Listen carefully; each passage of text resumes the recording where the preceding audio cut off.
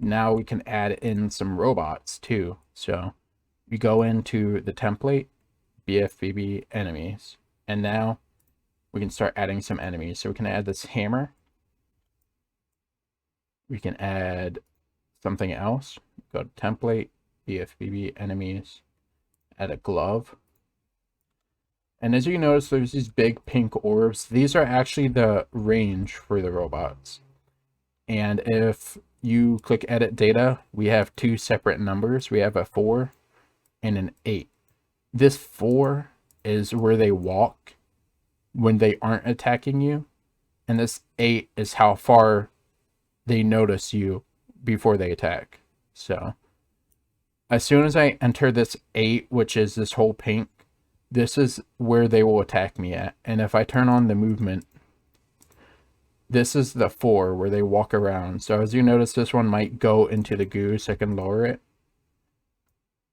Same with the other one. That will go into the goo. So I could change that to a 2. And now they'll wander around in less areas. So we can also change the range. You can make it 6. So now it makes it harder for it to detect us, or we have to be closer to it. You can move these around too, if you want. So this does not actually move the robot itself. So if we turn this off, you'll see the robots are in their original spots. So we have to move those too. They will walk to the area, but they will start out wherever it's placed in the editor. So we have a couple robots go in game. You can check to see that we have them. Good.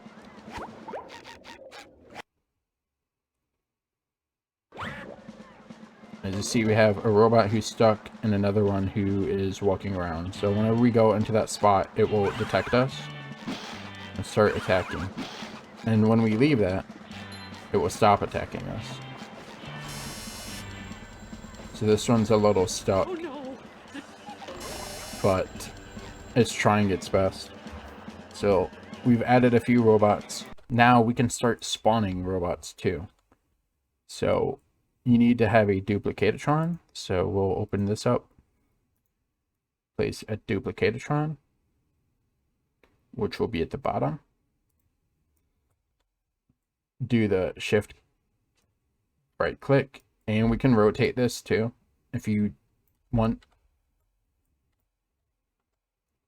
So we have that now, and we want it to spawn these robots. So we need to open up the group here.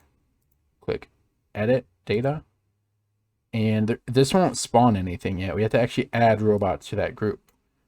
So we will go up here, we'll click glove, glove, hammer, hammer, and you'll click add selected, and now you can check to see if they're in there. They are.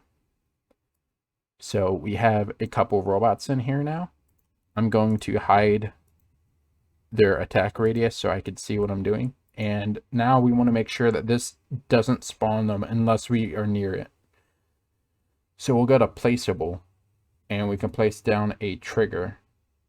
We'll use a box trigger here. So shift right click, and now we have a trigger. These are invisible and they can activate and do stuff whenever you walk inside it. So we can rotate this. And this one has 2 sets of arrows. One is the middle point for whenever you turn it around and rotate it, and then the outside is the actual thing to edit the trigger. So whenever we are inside of this, we'll make it a bit farther out because of the robots. Do that. Whenever you are in this trigger, we're going to make the duplicatatron spawn robots. So we do enter player,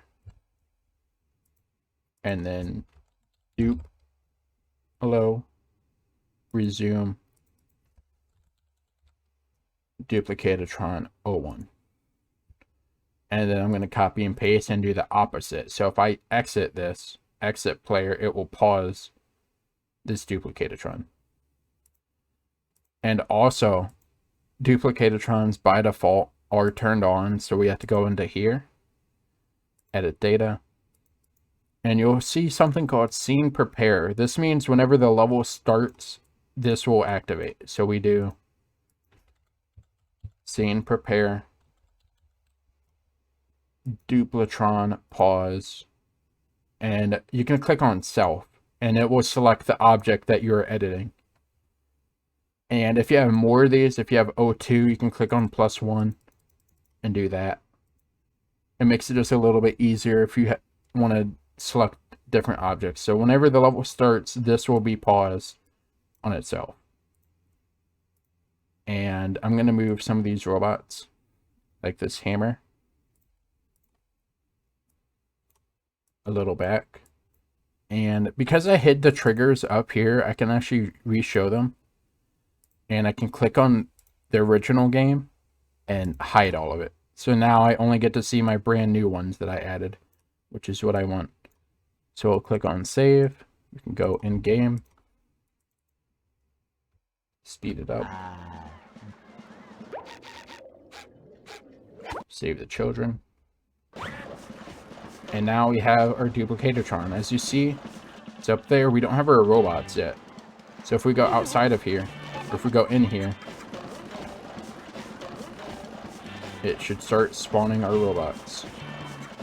But we actually have an issue though. I did not change the robots. So whenever you have robots that don't get spawned like this, they have these pink ones. But if they are spawned from a machine, they have to have one of these blue triangles. So you click on one of these and we can click on one of ours over here. And we can find out what's different about them. So delay, this is the angle they move around at. This is fine. Zone, we have our own. Arena, we have our own. WT is the same, is zone. This one is different. So we need to update ours to change this is zone. And we can do this at the same time. You click multi-edit, and everything that is the same between these can be edited. So we do 0, 1.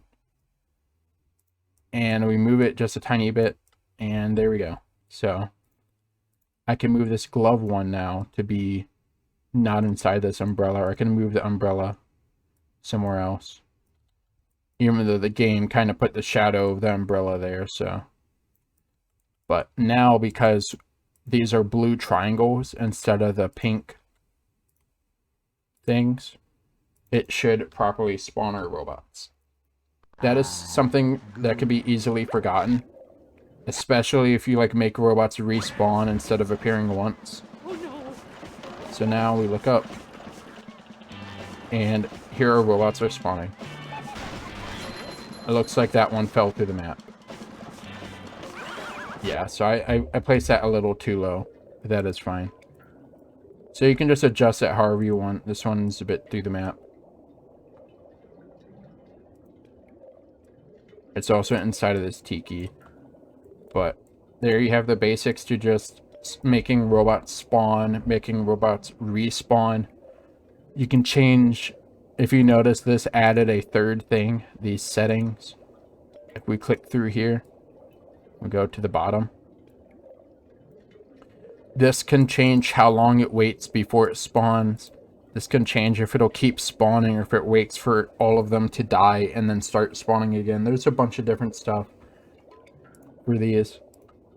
And that is spawning enemies and making your own little challenges. So the next video is going to be making a model, and then also start to making your own levels from scratch.